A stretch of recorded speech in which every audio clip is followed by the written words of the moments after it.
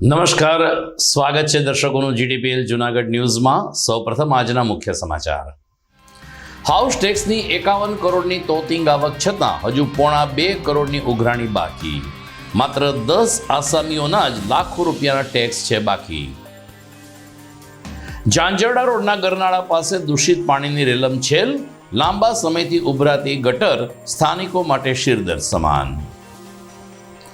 એ division PI Vij સાવજની ઉમદા કામગીરી બદલ લોક અદાલત દરમિયાન મુખ્ય ન્યાયમૂર્તિના હસ્તે કરવામાં આવ્યું સન્માન।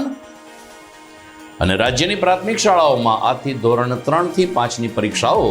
જૂનાગઢ જિલ્લામાં 759 શાળાઓમાં યોજાઈ રહી છે પરીક્ષા। આ તમામ સમાચાર આપણે વિસ્તારથી જોઈએ તે પહેલા લઈએ એક બ્રેક।